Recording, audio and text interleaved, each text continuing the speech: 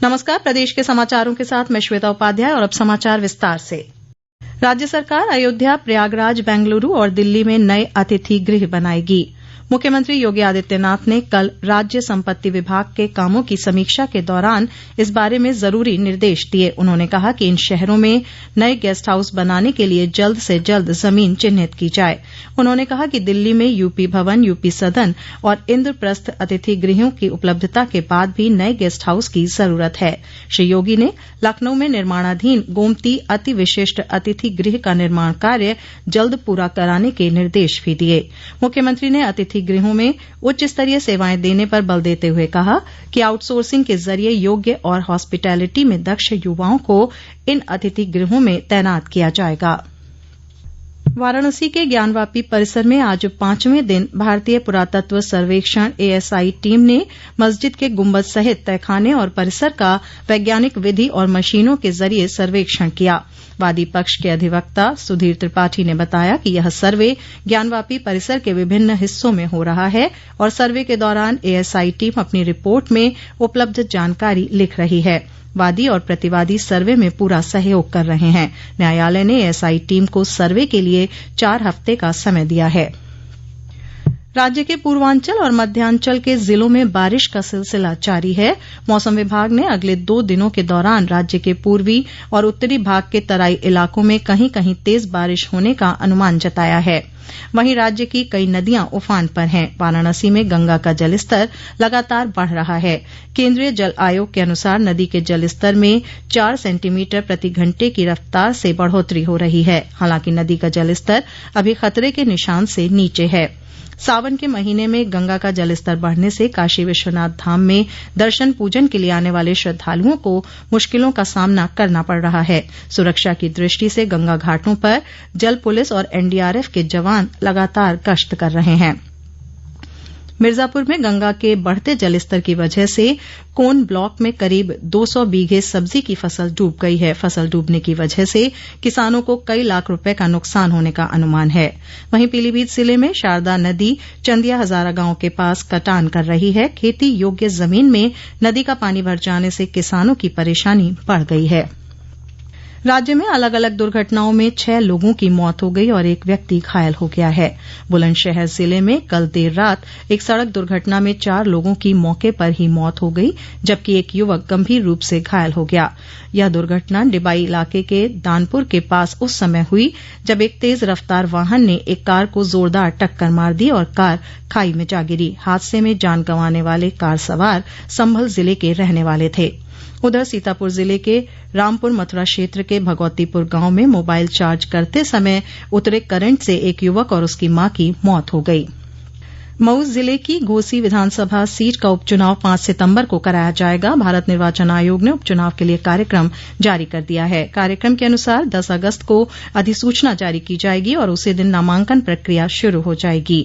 नामांकन दाखिल करने की आखिरी तारीख 17 अगस्त है, जबकि 21 अगस्त तक नाम वापस लिया जा सकेगा। मतगणना 9 सितंबर को कराई जाएगी।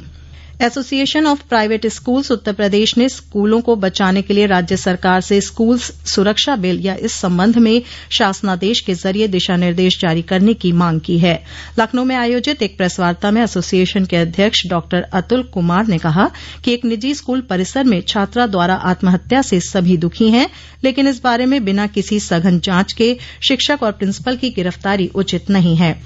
राज्य विधानमंडल के मानसून सत्र में आज दूसरे दिन दोनों सदनों की कार्यवाही शांतिपूर्वक जारी रही। विधानसभा में नेता प्रतिपक्ष अखिलेश यादव ने सदन में बेरोजगारी, नई शिक्षा नीति और जनसंख्या के बारे में चिंता जाहिर की। उन्होंने सरकार पर बेरोजगारी और जनसंख्या के आंकड़े छिपाने का आरोप लगाया। जवाब में नेता सदन और मुख्यमंत्री योगी आदित्यनाथ ने कहा कि राज्य सरकार बेरोजगारी कम करने के प्रति गंभीर है और प्रदेश सरकार की विकासोन्मुखी और पारदर्शी नीतियों से बेरोजगारी में खासी कमी आई है।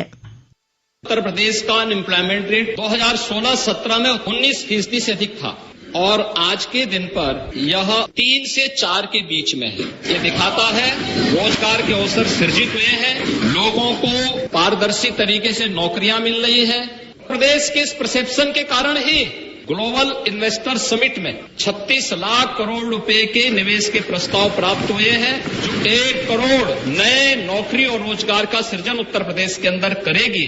यह भी उत्तर प्रदेश के युवाओं के लिए एक अवसर है और उत्तर प्रदेश के युवाओं को तकनीकी दृष्टि से सक्षम बनाने के लिए ही 2 करोड़ युवाओं को टैबलेट और स्मार्टफोन उपलब्ध करवाए जा रहे हैं। मुख्यमंत्री ने कहा कि पूर्ववर्ती सपा सरकार के मुकाबले में वर्तमान सरकार ने राज्य में शिक्षा के स्तर को ऊंचा उठाने में प्रभावी कदम उठाए हैं।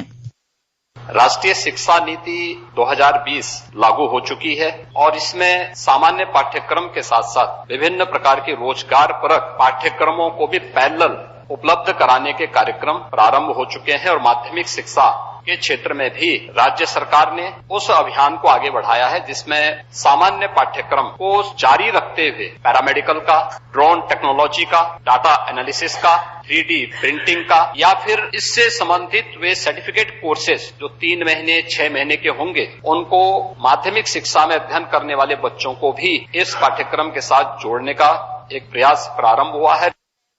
श्री योगी ने कहा कि पिछले 6 वर्षों के दौरान राज्य में नकल विहीन परीक्षा संपन्न हुई और नकल माफियाओं पर अंकुश लगा है। इस सुधारात्मक प्रयास के नतीजे लोगों के सामने हैं।